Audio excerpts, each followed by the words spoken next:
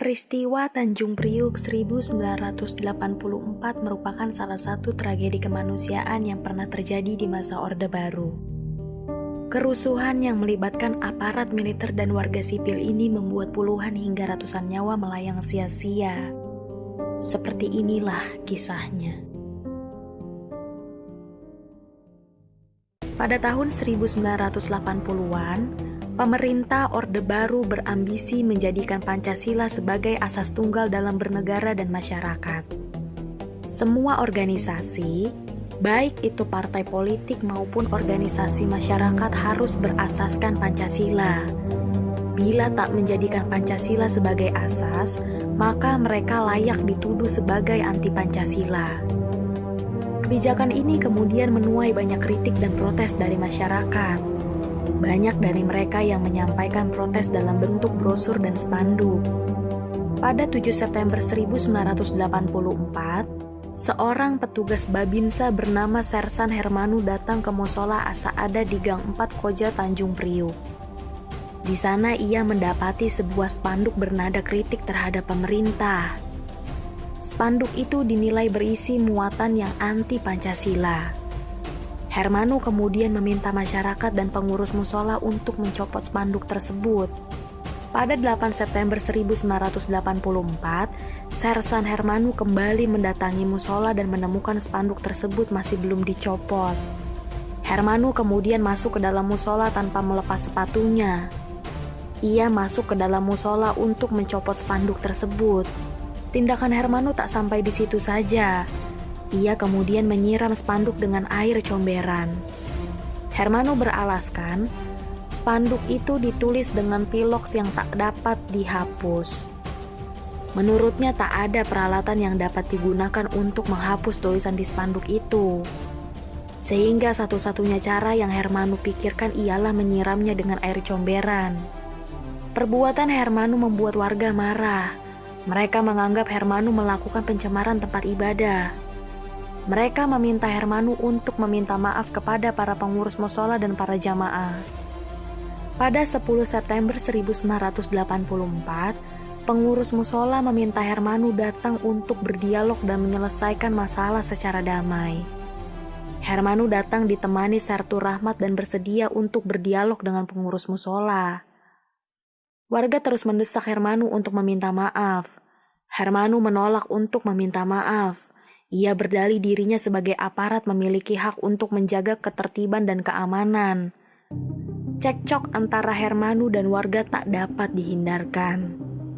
Agar masalah tak semakin meluas, dua aparat Babinsa itu dibawa masuk ke kantor pengurus Masjid Baitul Makmur yang letaknya tak jauh dari musola. Namun kabar sudah terlanjur tersebar.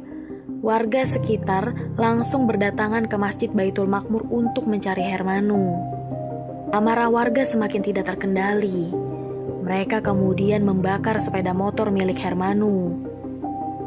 Upaya untuk menyelesaikan masalah secara damai pun gagal. Masalah justru semakin pelik ketika aparat datang untuk mengamankan situasi. Mereka menangkap 4 orang yang diduga sebagai provokator. Penangkapan itu membuat amarah warga terhadap aparat semakin memuncak.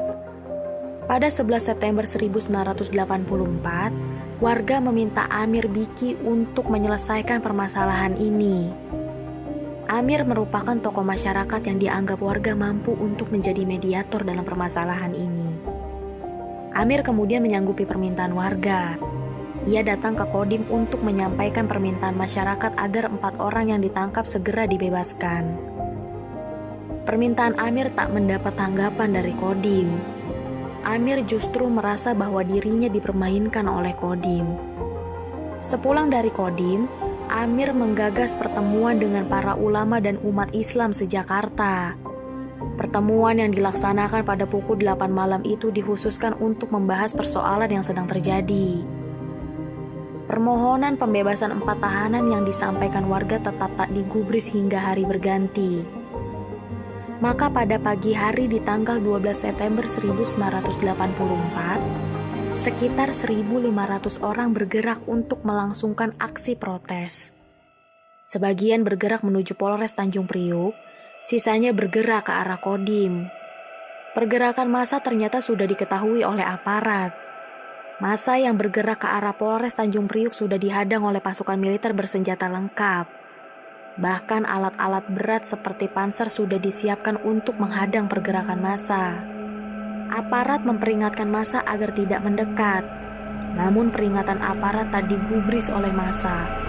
Mereka membalas peringatan aparat dengan seruan takbir. Massa terus merangsek bergerak maju untuk menembus hadangan aparat.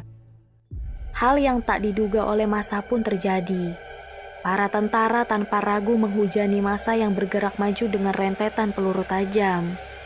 Suara deru senapan otomatis menggema di udara. Massa berlarian panik untuk menyelamatkan diri. Aparat masih terus menembakkan senjata mereka secara membabi buta. Hal yang serupa juga dialami oleh rombongan massa yang bergerak ke arah Kodim. Mereka turut disambut oleh berondongan senjata dari para tentara. Tak diketahui secara pasti berapa orang yang menjadi korban dalam peristiwa itu.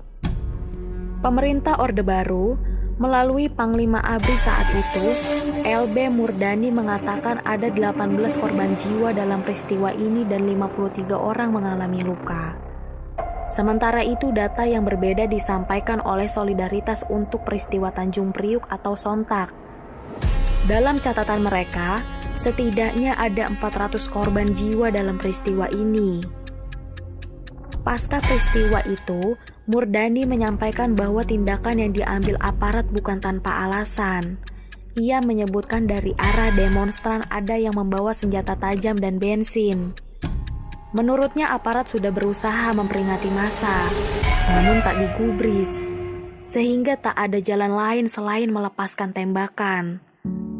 Setelah peristiwa ini, aparat melakukan penggeledahan dan penangkapan di Tanjung Priuk. Menurut catatan Komnas HAM, sekitar 160 orang ditangkap tanpa prosedur. Terima kasih untuk kalian yang sudah menyimak video ini sampai akhir.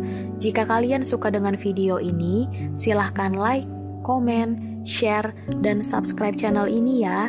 Jangan lupa nyalakan lonceng agar tidak ketinggalan video kami berikutnya. See you!